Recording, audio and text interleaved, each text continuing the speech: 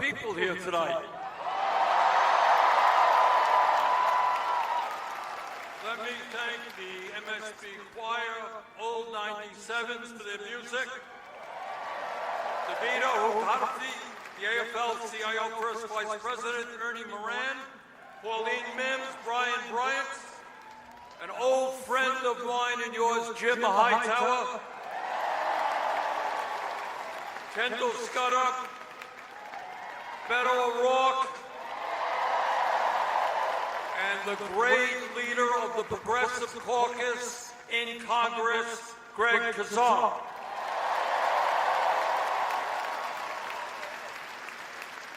And let me start off by making a very simple statement, which is factually correct.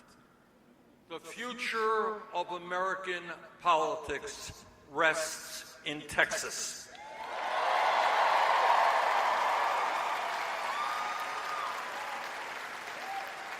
As goes Texas, so goes America.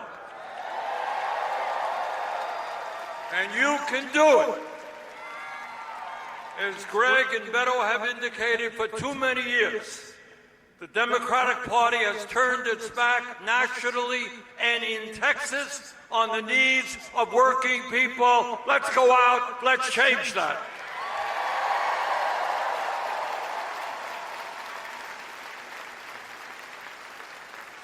Now, this event is part of our Fighting Oligarchy tour. And tonight, I surely am going to talk about oligarchy, but given the events of yesterday, I would be remiss if I didn't, in a few minutes, say a few words about Trump's illegal, unconstitutional attack on Iran.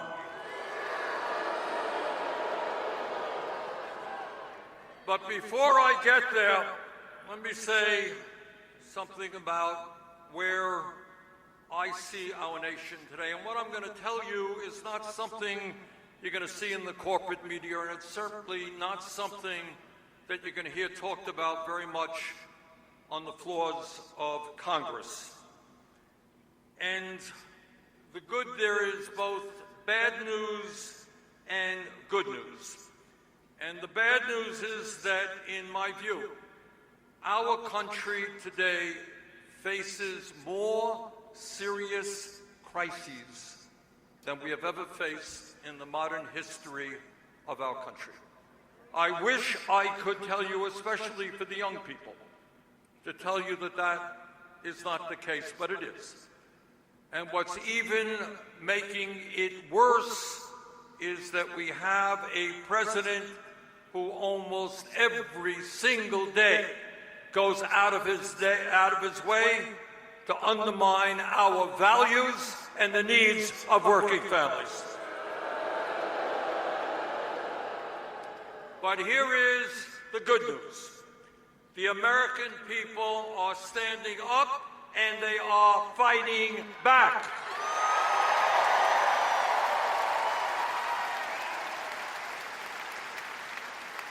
Our Fighting Oligarchy tour has now done 23 events in 15 states.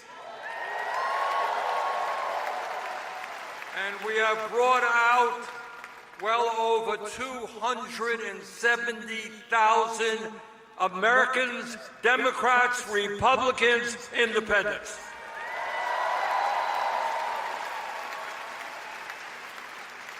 And just last Saturday, as all of you will recall, there were no Kings rallies in every state in this country. And millions and millions and millions of people stood up and said loudly and clearly, we will not accept oligarchy. We will not accept authoritarianism. We will not accept kleptocracy. And we will not accept legislation which gives massive tax breaks to billionaires and cuts programs that working people desperately need.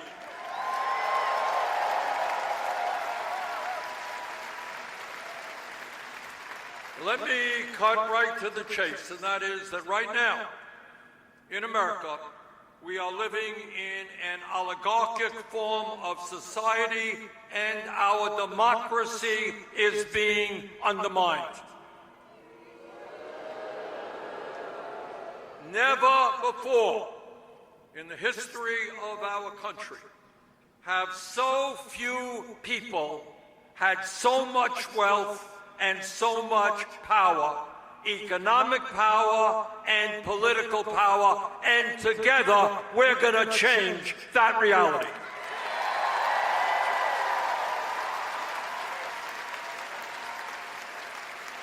Today, we have more income and wealth inequality than we have ever had, if you can believe it. One man, Mr. Musk, owns more wealth than the bottom 52% of American households. The top 1% owns more wealth than the bottom 93%. CEOs of large corporations now make 350 times what their workers make. Brothers and sisters, that is not what America is supposed to be about.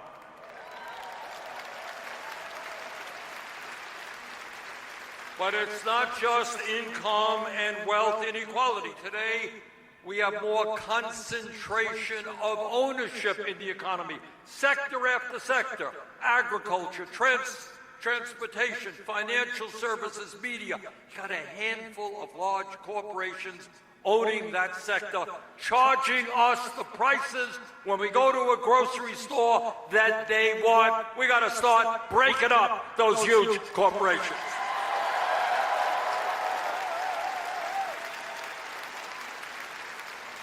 Bottom line is that today the people on top have never, ever had it so good. But it's not just economic power. It is something that we absolutely do not talk about enough. Greg touched on it, Beto touched on it, and that is what political power, what kind of political power the billionaire class has. Look, democracy ain't complicated. It's a very simple form of government. You get a vote, you get a vote, I get a vote. Majority wins the damn election.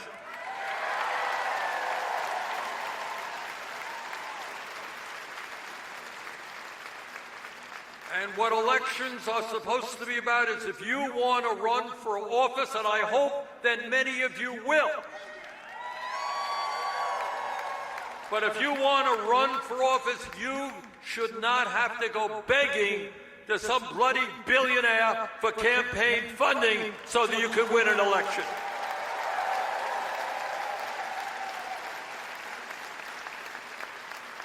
Today, tragically, the billionaire class, the oligarchs, have enormous political influence over both political parties. And Donald Trump has been very clear about that. He doesn't hide it. Do you remember, some of you may remember Trump's inauguration. I was I don't know how it happened, kind of pushed to the front row, kind of where these guys are. I'm standing a few feet away from Trump. If you will recall, right behind him, in plain vision for the world to see, were the three wealthiest people in our country. Remember that? Mr. Musk, Mr. Bezos. He'll be offended. He's doing a $20 million wedding in Venice today. And he got there in his $500 million yacht. Oh, my goodness. And Mr. Zuckerberg was there too. But that's not all. Behind those three guys were 13 other billionaires who Trump had nominated to run major federal agencies. Now, one should remember what you learned in the 6th grade. All right, think back, 6th grade civics, American history. You remember Abraham Lincoln at Gettysburg. Remember that? So Lincoln goes to Gettysburg a few days after this horrible battle where thousands and thousands of soldiers died to end the abomination of slavery. Okay? So Lincoln goes there and he's on the battlefield. And he looks around him and he says in so many words, "Those brave men did not die in vain. They died so that we can establish in our country a government of the people." That is what we believe in, and we're not going to let Trump take that away from us.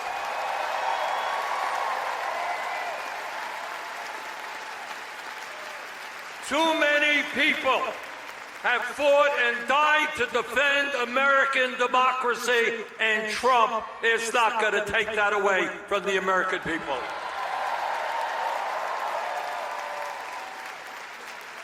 But let me tell you how money in politics works, because it's not talked about terribly much in both parties.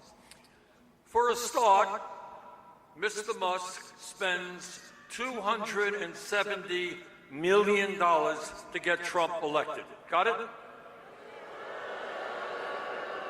So Trump says, "Thanks for the $270, you got me elected. I am now going to make you the most powerful person in government." Musk goes running around Washington, D.C., laying off people at the Social Security Administration, at the Veterans Administration, ends USAID, which keeps millions of people alive. But it's not just Mr. Musk. Right now, and this is really, again, quite unbelievable.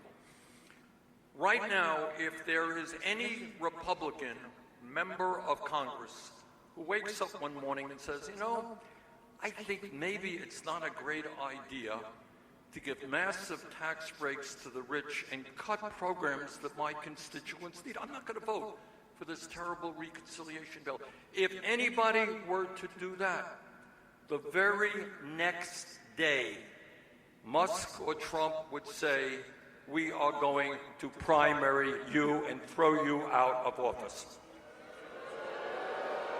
Just today, there's a guy named Mr. Massey, who I am not familiar with. I think I've never met him. He's a congressman from Kentucky, a very, very conservative congressman, completely opposed to my perspective. We differ on everything. And yet, Mr. Massey apparently has read the Constitution of the United States.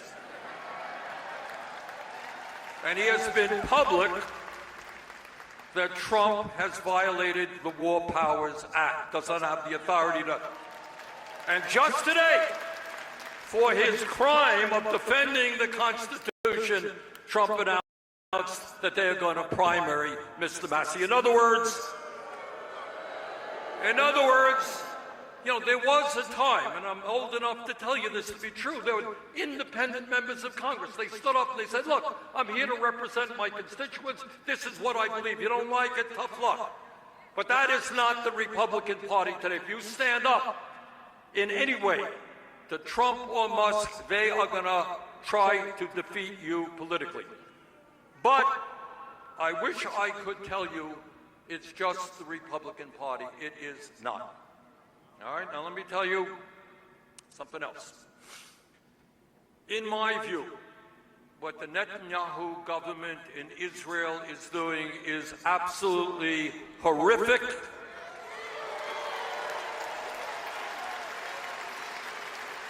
Right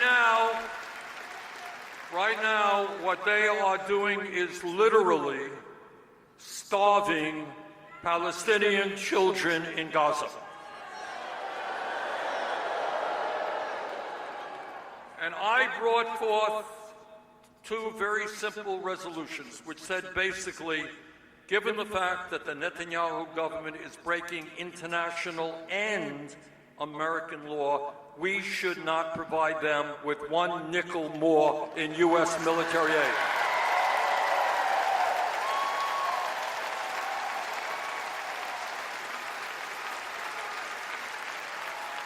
This is not a radical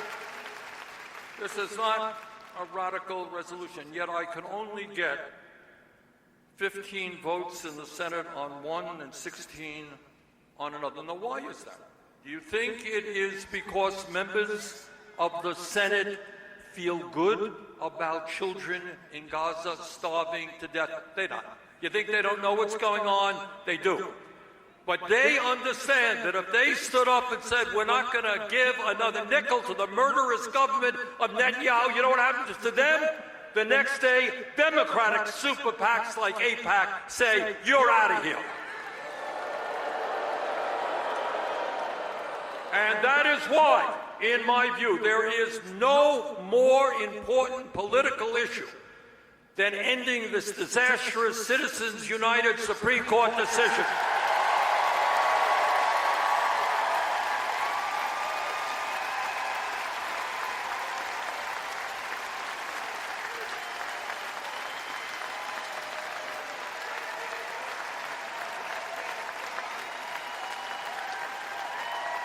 It is not complicated. In America, our democracy means one person, one vote, not billionaires buying elections. So this small group of oligarchs who control our economy, control much of the media, control much of the United States Congress. What kind of economy have they created? Well, obviously, they have created a great economy for them.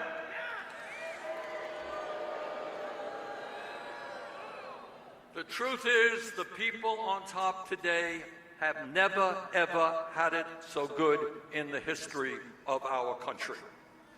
But as all of you know, while the 1% are doing phenomenally well, tens of millions of families in Texas, Vermont, and in every other state in this country are struggling to put food on the table, struggling to pay for outrageously high rents and housing costs, struggling to pay for health care, struggling to provide the basic needs that their families have.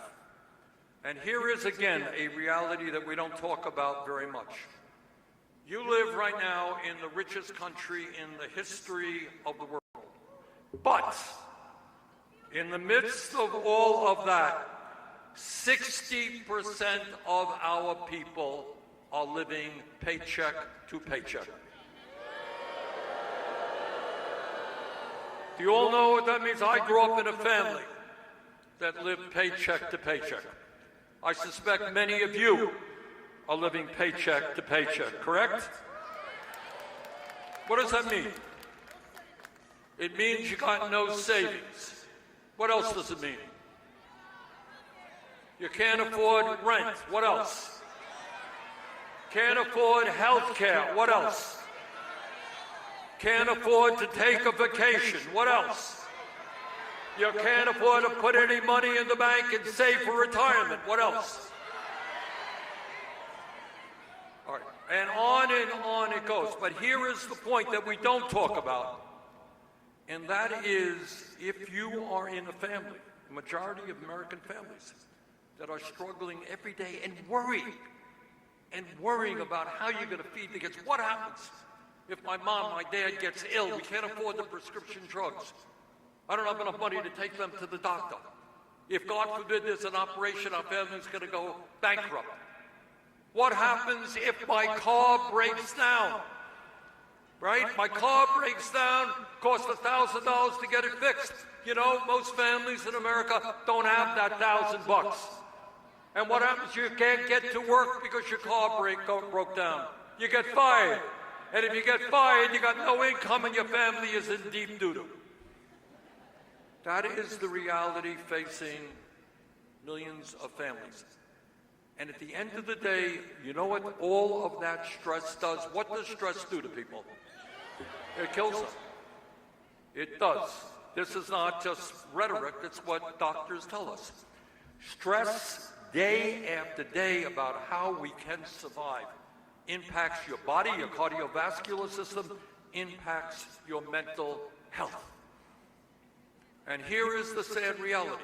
As a nation, we are now living 4 years shorter lives than other wealthy countries. Our life expectancy is lower. But what is even more shocking is if you are working class in America, you will have a 7-year shorter life than the 1%. Do you understand what I'm saying? In other words, all of that economic stress, it's not just, oh, I don't have a great car, oh, I don't live in a fancy house. That economic stress is killing people in the richest country in the history of the world.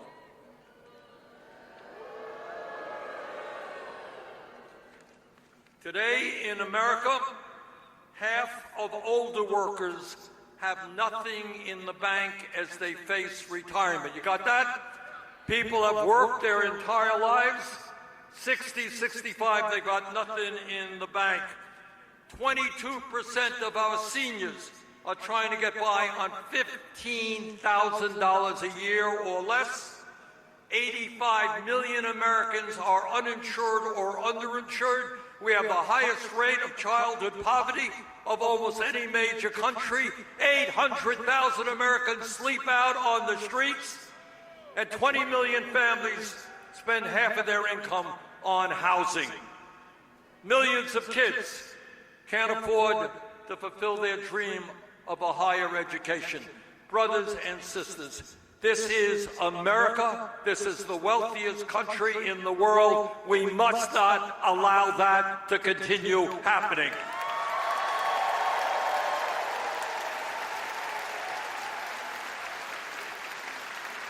And our job is to take on the oligarchs and to create an economy that works for all of us, not just the 1%.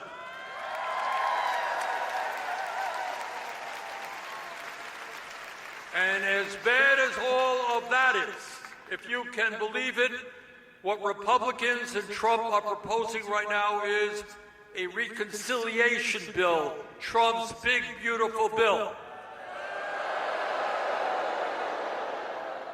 This bill would give $650 billion in tax breaks to the 1%, $400 billion to large corporations in tax breaks. And to pay for it, they're going to make massive cuts in Medicaid, nutrition, and education. You know, I don't know how people could sleep at night by voting for a bill which gives $200 billion in tax breaks to the top 0.2%, and then takes food, literally, out of the mouths of hungry kids. This is immoral, and this is disgraceful.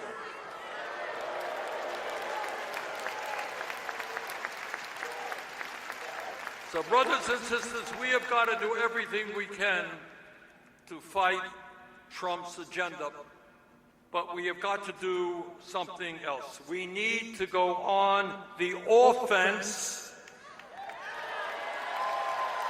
and offer an alternative vision for this country as to where we want America to go. And at the top of that agenda at this moment is to say no to the Netanyahu-Trump war in Iran.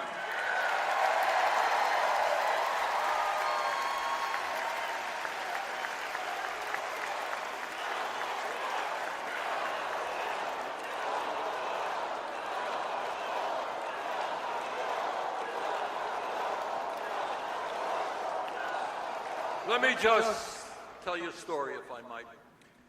Back in the mid-1960s, I was a young man. Yes, I was young at one point.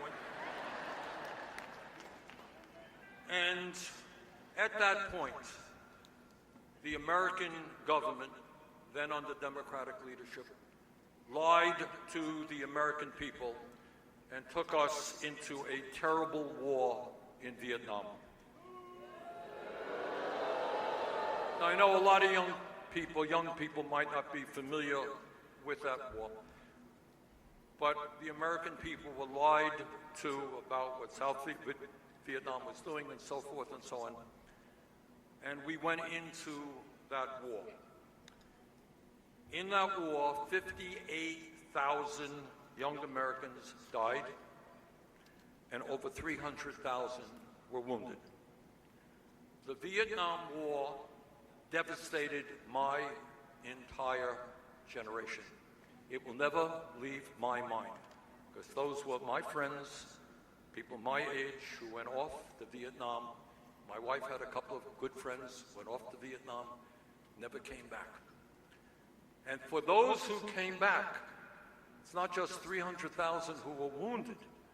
Many of those came back wounded in spirit, in mind. They were devastated by what they saw. They came home to a country that was divided because many people opposed that war. And that war not only caused so many American casualties, it killed millions of Vietnamese, and it brought instability to that entire region. And the result of that is a crazy group of people called the Khmer Rouge rose to power in Cambodia and waged a genocide in Cambodia, which killed over 2 million Cambodians. The cost of the war to the American taxpayer was many, many hundreds of billions of dollars. In other words, a lie caused massive, horrible death and suffering. That was what my generation went through in the 60s. And then years later, in 2002, I was a second-term member of Congress from Vermont, just elected to the Congress. And we heard the rhetoric in 2002 get stronger and stronger about the need to go to war against Iraq and its leader, Saddam Hussein. We were told by all kinds of people in the establishment and much of the media that Iraq was building weapons of mass destruction, and that if we did not act quickly and decisively, nuclear weapons would be dropping on America. And I want you to hear this, because this tells you a lot about what's going on today. Among those back in 2002 who told us that we had to go to war in Iraq was none other than Benjamin Netanyahu, the Prime Minister of Israel. And this is what, and I quote, this is what Netanyahu stated in a congressional hearing, and I quote, "There is no question whatsoever that Saddam is seeking nuclear weapons. If you take out Saddam's regime, I guarantee you that it will have enormous positive reverberations," end quote. Netanyahu. Now, President George W. Bush at the time, he said, quote, "Saddam's regime is seeking a nuclear bomb," end quote. And he argued for a preemptive attack, saying, quote, "We cannot wait for the final proof, the smoking gun, which could come in the form of a mushroom cloud," end quote. The United States Congress, against my vote, went to war in Iraq. And we became involved in a terrible regional civil war there. No weapons of mass destruction were ever found. That war was based on a lie. a lie which cost us 4,500 young Americans, 32,000 wounded, and trillions of dollars. I will never forget going to funeral after funeral in my small state of Vermont for young men who died in that war. As a result of the war, the entire region was destabilized. Hundreds of thousands of Iraqis also died in that war. A few months ago, in terms of what's going on right now, Trump's own director of national intelligence told Congress, this is his national director of intelligence, said, quote, the intelligence community continues to assess that Iran is not building a nuclear weapon, and Supreme Leader Khamenei has not authorized the nuclear weapons program he suspended in 2003, end quote. The Netanyahu government of Israel started this war with an unprovoked attack against Iran. This is the same government that is currently starving and shooting down innocent people in Gaza. Brothers and sisters, we cannot allow history to repeat itself. The United States faces enormous problems here at home. We should be spending our money and our manpower rebuilding America, not going into a war against Iran.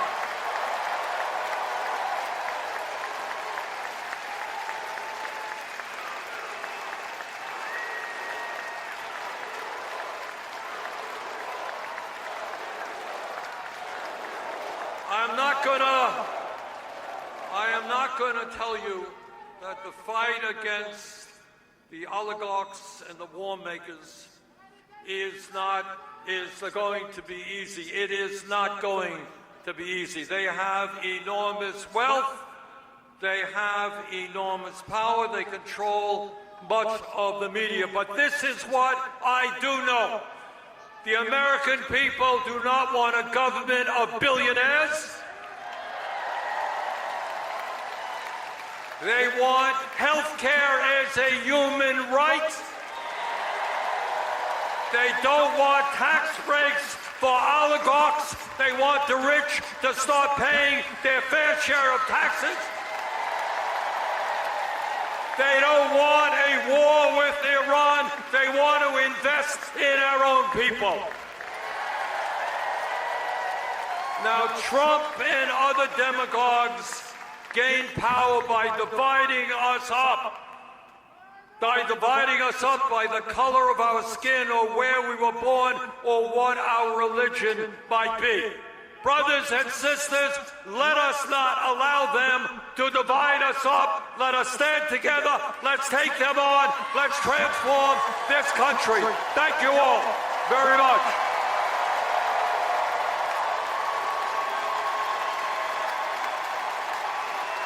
Thank you.